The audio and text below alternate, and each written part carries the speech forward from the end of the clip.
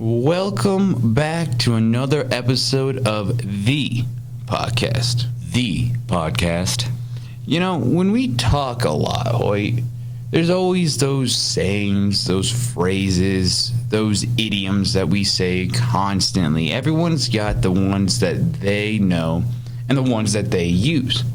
Some are pretty common, others, it's certain areas, it's certain people.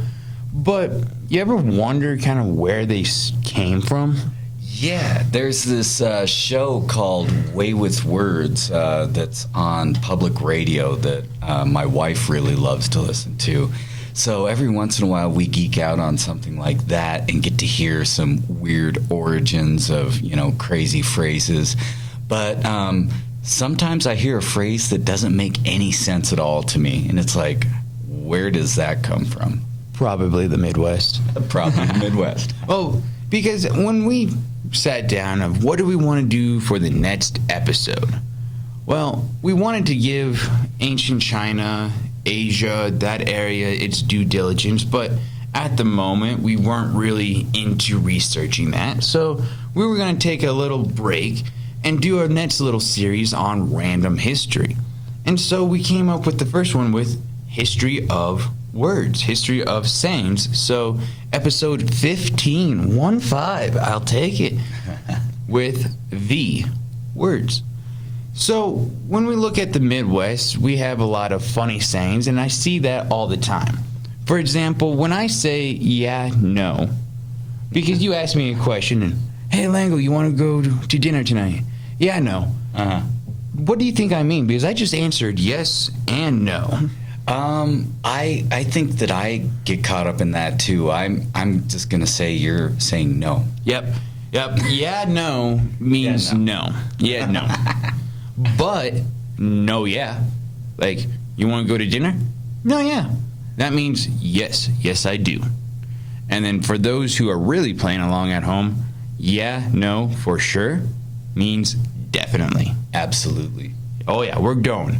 So basically with the Midwest, just take the last word they say because we're just going to answer everything to see which one you want. And then we always mean the no, yeah.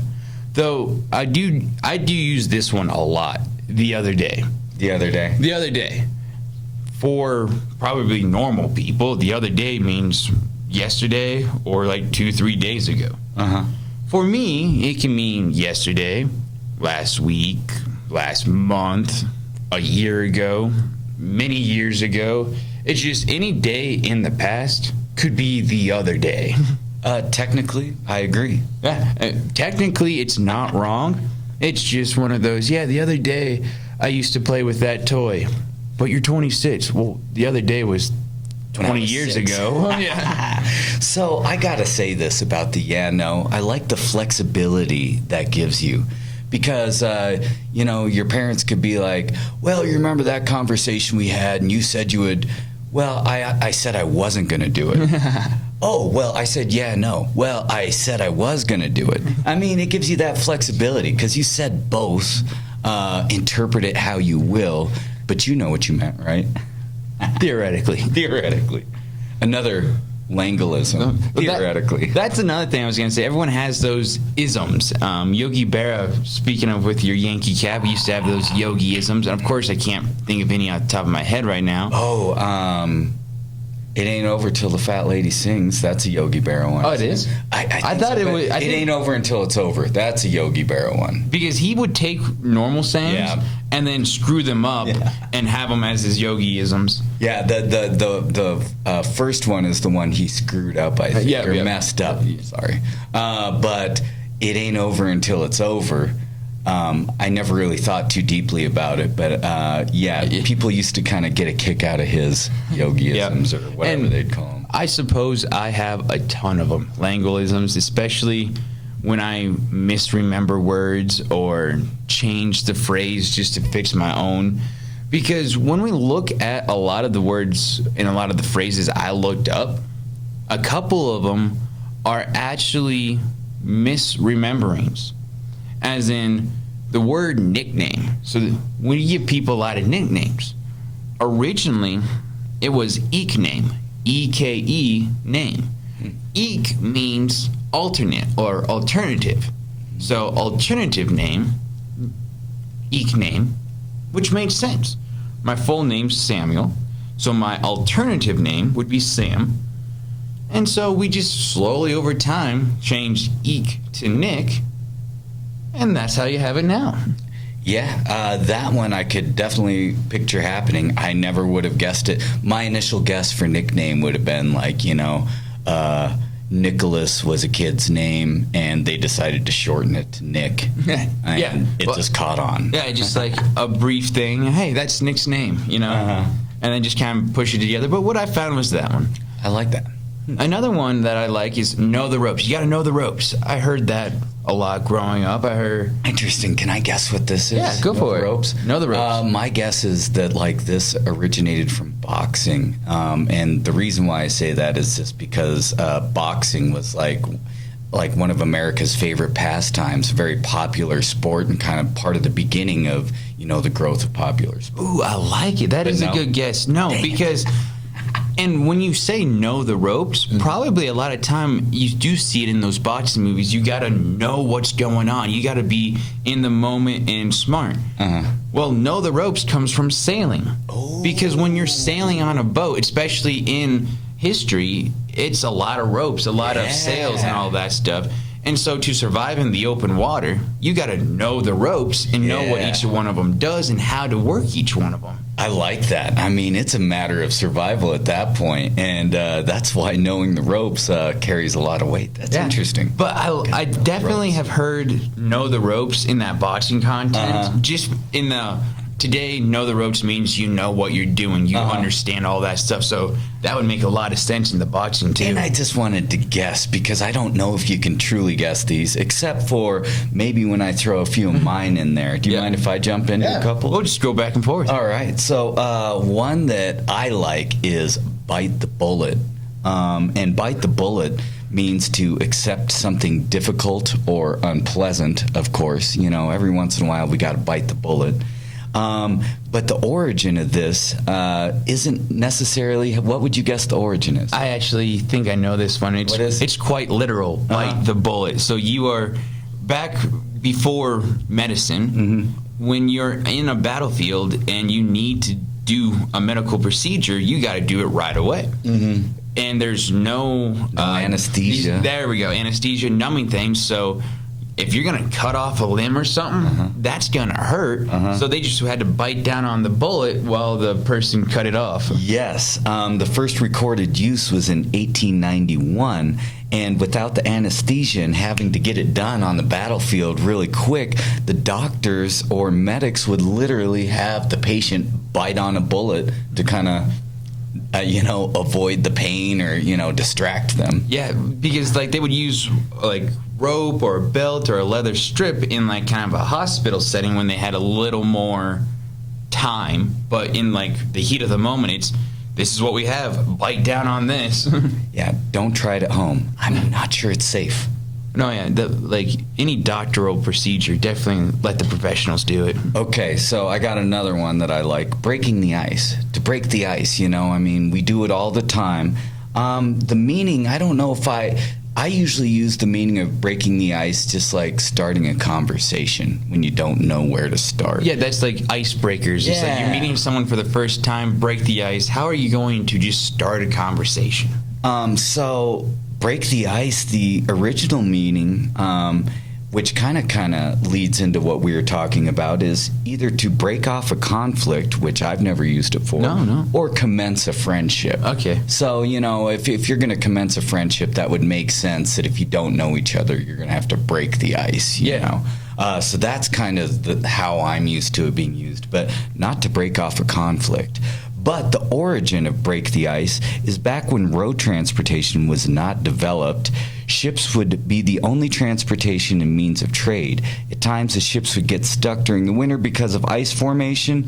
The receiving country would send small ships to break the ice to clear a way for the trade ships. This gesture showed affiliation and understanding between the two territories. So, they would send some smaller ships to help break the ice so you could make your way. Oh, Oh, that makes sense. Yeah. Because trade is very, very important. So to break the ice, you're making sure that relationship's still going well. I like it. Yeah, if you know the ropes, you know that saying, break the ice. All right. I got another one that I don't use too often, but I've definitely heard multiple times. Spick and span. Ooh, spick and span. So in today's context, it means clean, neat, tidy. Uh-huh. But the original saying was spick and span new. Spick and span new. Mm-hmm. N-E-W, so new. My guess is that this was like some company, Moxie was that drink, that grew famous over time. So my guess is that Spick and Span started as a company, and it was just a phrase named after the company. Not really. So, span. So, the word span used to mean wood shaving. So, if you newly built something, it would have a very obvious wood shaving to it, wood chips. So, it was span new. So, brand new things had these new looks to it. Huh. So, in the olden days, or original saying, it's something that's brand new. Ah, A spick is an old word for nail. okay. So new nails, new wood carving, so it's a brand new thing. Brand new. New nails, new carving, everything's new. Yeah. So it's just that spick and span new. And if you have new things, it looks neat, it looks tidy, it looks clean because it's brand new. Interesting. So it just kind of molded into something that, because as things get made today, less is from like pure wood. Yeah. You get the wood accents, but not just a straight wood thing. So we don't have spans and spicks in the toys, in the things. No. I really like how you explained that, though, because, I just view it as ultra clean. Mm-hmm. But if it's so clean, it looks brand new. Yeah. That's really cool that I can make that association. And we're all going to sound a lot smarter when we're going to be like, you know where that phrase came from. Go for it. I got cat got your tongue. That definitely has been said multiple times. Oh yeah, cat got your tongue. I might have to start saying that as a teacher more often. But the meaning is, it's asked to a person who is at a loss for words, which happens a lot in the classroom. The origin, though, is the English Navy used to use a whip called cat o' nine tails for flogging. I can just picture it, and it doesn't sound like fun. The pain was so severe that it caused victims to stay quiet for a very long time. But this is one that's got another possible meaning. So, another possible source could be from ancient Egypt, where liars and blasphemers' tongues were cut out and fed to the cats. So, Now that you say the second meaning, I've definitely heard that meaning for that phrase before, Interesting. because the cat literally has your tongue. yes. The cat nine tails thing, that definitely makes sense. If the pain's so severe you're speechless, you can't talk. That was a more related to what the phrase means. Yes. Where cat got your tongue is more of the literal. thing. So, in your opinion, which do you think would be the true origin? Because I'll bet there is one true origin. And definitely, I think maybe I like the Egypt one better. And I think if you think about it, cat got your tongue, that's like a kind of like a literal thing. Uh-huh. So I think that's probably the more correct one. But there's no doubt in my mind that both of those can claim we did this for, it comes from that. I was just curious, which one do you think would be I almost more would like? say just how like human beings are pretty literal sometimes, and when phrases catch on, it seems to me like, yep, that's a literal translation into that. Okay. So, speaking of like animals in these idioms and phrases, I got another one. All right. Smelling the goose. The meaning is sneezing repeatedly or violently. And the origin is in ancient Greece, before Hippocrates in his advances in medicine, healers would use goose feathers to evoke sneezing episodes to cure laziness and lethargy. I could use a little bit of that sometimes. Apparently, the thinking was that sneezing froze your heart long enough to reset your heartbeat, potentially resulting in more energy and enthusiasm. Now, do you think that would work? Well, I do definitely see with the meditation and all that stuff where the reset button, where it kind of helps you stop, pause, go. Now, the whole reset your heart, that sounds very, very dangerous. As in, like, we're going to stop it from beating for a little bit, and then we're going to keep it going. But is maybe that why they say bless you when you sneeze? Because they think your heart stops? Interesting. I didn't look up bless you. Up. I know. I saw it a couple times, but I just kind of moved on because I have another animal one. Oh, nice. White elephant. White elephant. So when I think of white elephant, I think of Christmas because we're giving white elephant gifts. Have you ever enjoyed a white elephant gift? I have no idea what a white elephant gift is. I've never heard of a white elephant. The answer is no. Oh, okay. White elephant gifts are those useless, funny gifts. Okay. Like, if we would all get into a giant circle, first one opens it, and it would be something silly, and then someone else would rather steal that gift or open a new one. Yankee swap is kind of what it's called sometimes, but like white elephant is that gift that really isn't helpful at all. You're like, why do I need this? Or why did you give me that gift? Oh, I found it in the back and I didn't want to keep it anymore. That type of thing. Does it even have potential for regifting, or is it? Oh, you definitely useless? regift it. Okay, but gift it to somebody you could care less about. Yeah. Like, next year with the next white elephant gift, you bring it back. So it's one of those where it's a useless thing, troublesome thing. Well, in the original, white elephants are real animals. Like any animal can have like that white pigment to them. Yeah, okay. And so it came literally from a white elephant. So in white elephants, they were sacred animals in Thailand. But they're very, very hard to take care of. As in very expensive, very troublesome, very cumbersome because, it's an elephant. And so the rich people used to gift white elephants to people as a form of punishment. Not like a straight up punishment, but a underhanded, like a backhanded compliment type of thing, right? Interesting. Because while you do get a sacred animal as a gift, it's going to render the person who got that gift into financial ruin. They have to take care of the thing. Now they have to take care of it. So it comes from a literal thing of, hey, here's a white elephant you can have that's then going to ruin your finances. Interesting. So it doesn't have that connotation anymore of ruining your finances, but it's just like this. But it still ruins your day. The lamest gift ever. Yep. Thank you. Yep.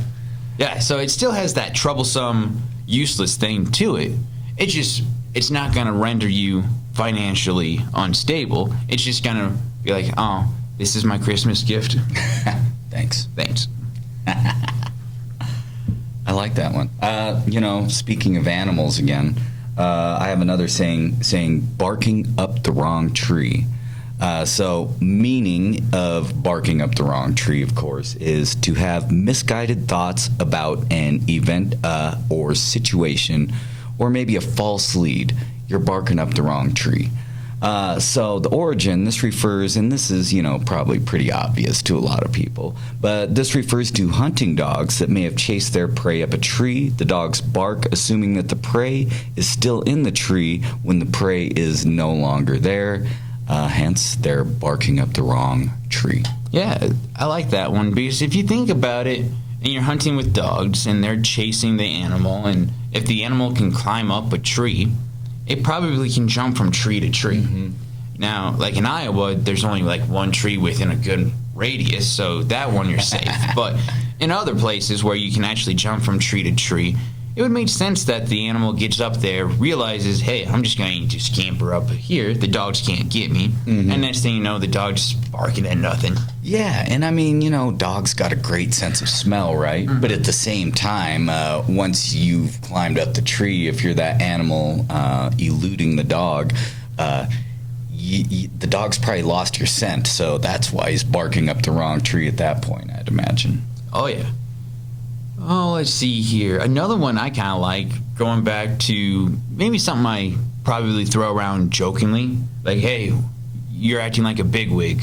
A bigwig. Interesting. Yeah. My guess is this comes from when they wore powdered wigs, and everyone had the white powdered wigs. And like, if you had like a big, awesome wig with lots of stuff going on in it, you might be a bigwig. Yeah, so bigwig is people who are acting like they're important, acting bigger than the other people. And so it comes from the 18th century when they're really wearing wigs all the time. A fashion statement I do not get. Yeah, didn't it come from like whatever disease that caused like... Oh, probably. Yeah. But still, I'm like, I don't really want to wear a giant wig. That just sounds heavy and hot. Like, No. I wear hats all the time, but I don't want to wear a wig. Yeah, no.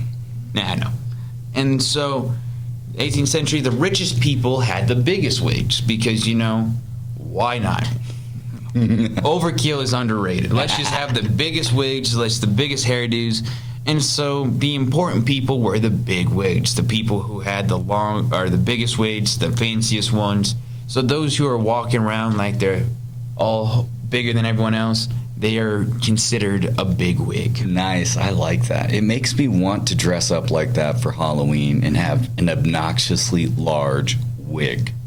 Why not? Why not? One of my favorite sayings is bury the hatchet. And, bury the hatchet, your mind can go any number of ways with this, but you're thinking that it's literally like, I picture burying the hatchet into something because, when you use a hatchet, like, the sharp part of the hatchet is buried into whatever you're using it on. But the meaning of bury the hatchet is to stop a conflict and make peace. And the origins, they date back to early times in North America when the Puritans were in conflict with Native Americans.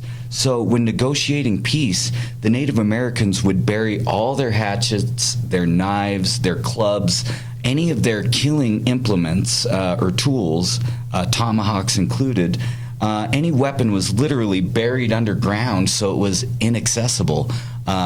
So I think that is very symbolic of, a peaceful, move. So I thought that was kind of cool that they actually buried the hatchets underground. Like, listening to that and hearing it, it makes a lot of sense because if you think about it, if we're trying to enter a peace negotiation and we both have hatchets, swords, whatever weapon pointing at each other, we're not really having peace negotiations. We're just having a very tense conversation. Exactly. But if everything's buried away where it's not going to affect us, then we can actually relax and kind of speak our mind a little more and maybe get something done. And with that, it's like they probably buried, like you said, all their weapons. But when you're using a single saying or a phrase, you don't go, bury the sword, bury the knife, bury the dagger, you're just going to pick one thing. And probably hatchet was the most common or the most available at the time that you would probably see them bury. Yeah, and when I picture like rendezvous and events like when I picture like the image of Native Americans in pop culture, I picture rendezvous with Native Americans and mountain men having contests and like hatchet throwing contests, and hatchet's a very useful tool. Yeah, something definitely if you're living off the land you probably have. Yep, and a tool and a weapon, one of those things. All right, the last saying I have is kick the bucket. So you are getting up there in age and you kick the bucket, you're no longer here on earth. But it kind of comes from the butcher shops of old. So different animals, different phrases or where it comes from, but it all means the same thing. The animal's tied up to a beam, and then as they die, their last spasms, last twitches as life leaves them. And so they would kick the rafter. Well, rafters in French, bouquet, so bucket, bouquet, and it just kind of slowly turns into bucket. I also heard, like with the cows, there's a bucket underneath them to catch the blood, and as it, dies, I suppose, it kicks that bucket around because it's just, the muscles are losing its life. Huh. Interesting. So pretty literal on that last one. So which one do you think it is, if you had to guess? I would almost. I like the Buquet, Buquet, and so Kicking the rafters. kicking the rafters, and just the English or Americans hearing that. No, it's called bucket, not bouquet. Just I feel like that arrogance of the culture and of the places definitely has that vibe of, you know what? No, that word's wrong. It's bucket. So how about getting caught red-handed? Well, What do you think that comes from? Do you happen to know? probably some type of finger painting or something like that. No, I know it's like when you get caught in the act, or when someone gets you doing something wrong right there, and you can't, like, it's basically, yep, you got me. And everybody kind of knows this phrase, I guess. The I guess- origin. I don't know where it comes from. Definitely probably some type of red hands. Though. Yes. So this originates from an Old English law that ordered any person to be punished for butchering an animal that wasn't his own. So poaching. Well, yes. yes and no. So I picture kind of ranch animals more than going out and hunting. But I think you take another person's animal and butcher it for yourself. So the only way the person could be convicted is if he was caught with the animal's blood still on his hands. So he was literally, once again, caught red-handed. Well, that kind of reminds me of Paint the Town Red. I kind of read it, kind of didn't, but that comes from literal when some people had the idea and they were causing mayhem and trouble and literally painted the town red. Interesting. They didn't paint all of it, but just some different places like that. I like that saying. And I think paint the town red. It sounds like you might have a fun night. And I think Clint Eastwood in one of his old Western movies forced some people to literally paint the town red. I think. I don't know. Clint Eastwood has some pretty good movies. And I got a couple more, if you don't mind me throwing these out there. I know we're going, we thought this was going to be a short episode. Don't throw the baby out with the bathwater. Now, I've never heard someone use this saying. I've just heard it in here are the origins of the sayings. So, And I've heard older people say it. I would say more my parents' and grandparents' age, so baby boomers and older. And I've never used it, and I've never really given it much thought. It's kind of scary that it might have a literal, connotation. But the meaning is don't get rid of valuable things along with unnecessary ones, which makes sense. Babies are valuable, probably the most precious thing on Earth. So the origin is in the early 1500s, people only bathed once a year. Not only that, but they also bathed in the same water without changing it. Adult males would start first, and then the females, and then the children, and then the very last would be the babies. So mothers would have to take extra care, especially since they didn't bathe regularly, to not throw the babies out with the bathwater. So I'm assuming that at some point it happened. It has to. When you read the warning signs, hey, of course I can't think of a silly one now. Don't do this. Don't use the top step on a step ladder. Warning. I was thinking more like caution hot, or don't touch a lit stove, stuff like that. Where somebody licked the stove and burnt it. That's the thing. I'm like, there's someone who's done this. Now, of course, those are the ones where you're like, really, are you that stupid? How? But that one, with this water being dirty, the baby being the smallest one, you would think the parents, the nurses, the nannies, or whoever's taking care of the baby at this time would be like, oh, it's not here drying. I probably should take it out of the water. But someone probably forgot, and that baby just went for a very scary ride.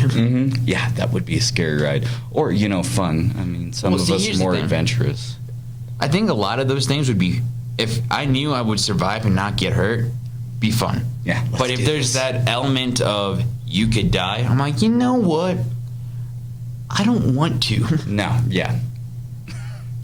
Yeah, no. Okay, so my last one is Perfect. to go the whole 9 yards, which the All meaning right. is to try your best at something. We're going to go the whole 9 yards with Whole this 9. episode. So the origin is during World War II, the fighter pilots were equipped with 9 yards of ammunition. When they ran out, it meant that they had tried their best at fighting off the target with the entirety of their ammunition. So they went the whole 9 yards. But we were talking about this the other day. Yeah, so that one, a lot of people are like, where does 9 yards come from? Because with American football, it's 10 yards to get a first down. So people are like, what's up with 9? You know, why 9?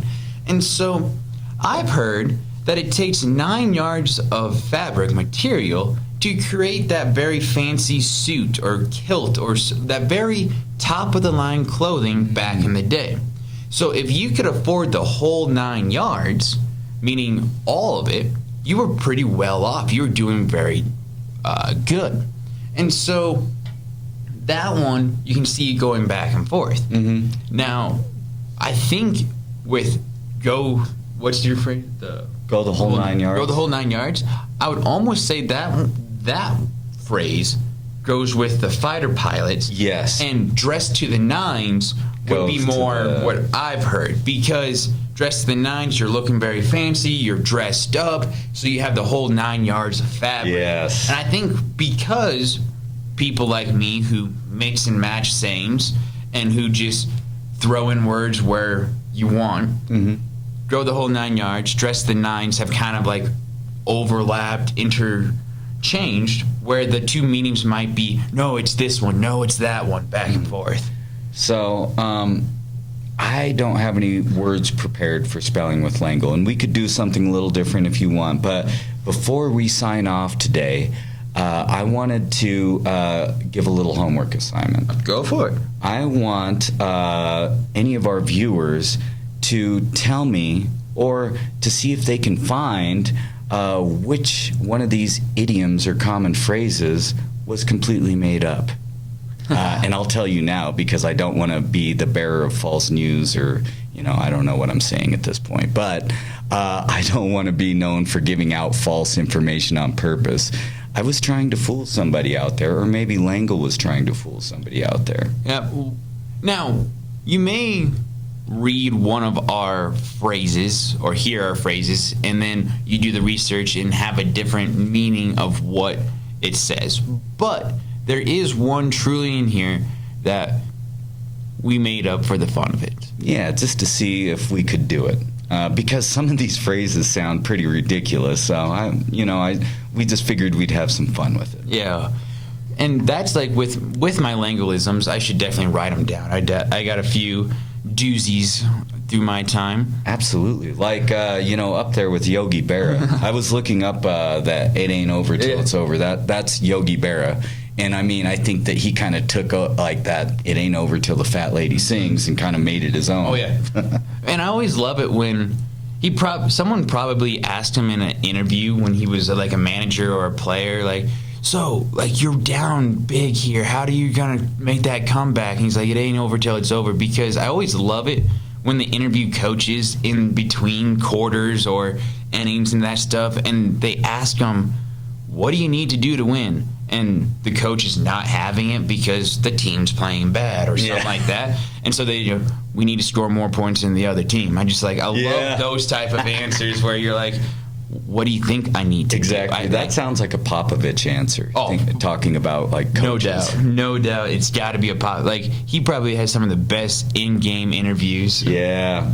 And I think that would be me, especially if we're down. Like, I need to talk to my team. I don't want to talk to you right now. I'll just give you some crazy answer that you could dig into. What does he mean by this? It just means we literally have to score more points than the other team. But, or what's the other thing? The team that won scored more points, stuff like that.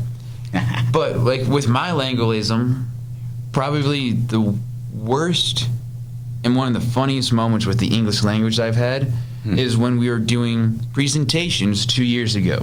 It's our first year with our first year here teaching, and we're just talking about, hey, we've been working on this project, and because I've given you time in class to work on it, I want to hear you actually present these. For some reason, that day, I could not say the word present or presentation. So I said presentation. No, that's right. What did I say? Presentate. Presentate. We are going to presentate. We're presentating our projects today. And obviously, that could be a real word somewhere, but it's not. It's working its way into there. You know how words work their way into the English language? It Thank you, shouldn't. Langle. It shouldn't be. Let's knock that off. I couldn't say it, so I said, hey, we're going to presentate. We're going to presentate. We're going to presentate. And just all day, no one corrected me. That's middle schoolers are okay with correcting teachers sometimes, especially that first class. They knew when I made a mistake, they could call me out on it. And next thing I know, they're using presentate in other classes. And they're like, are we going to presentate today? And Mrs. Caudell heard it, and he's like, no, what are you doing? And I'm like, that's my fault on that one. So if you hear people of the range I've taught say presentate, it must have been a bad day for me. Yeah, I just see it in the Urban Dictionary, and then I see it as a neologism. Is that how you'd say it? Sure. I'm not really sure. But it sounds like it's something that people use on a regular basis. So you're not the only one. So you don't have to feel like you just kind of ruined a whole generation of students. No, I didn't ruin them. I just ruined that one word. And definitely a couple other people were trying to back me up. I'm like, no, don't. I screwed up. It's wrong. It's present, not presentate. But that's the fun with words. And so I think we will just skip spelling with Langle. Yeah, I don't have any words. We're on a for you losing today, streak, and we've gone long on time. Yeah. This is supposed to be a short episode. Short, fun, lighthearted. Yep. And so I loved all the words. And another homework assignment would be, which one's your favorite? Or come and tell us the origin of one of your favorite words or phrases, and kind of just bring it all together. Sounds like a good one. And because last time we talked about how Iowans, and especially the ancient ones, don't really care how long it is to drive from one place to another. They're just not going to spend the money on a plane ticket, even though probably it's cheaper than the actual gas driving. Is the ancient Iowans always say, we're not lost. We're just taking the scenic route. Nice. That's me. I never get lost. I'm just taking my time. We're just confused. No, Dad, we're lost. Yeah. We're lost. But men never admit to being lost, or at least this man doesn't. Laters.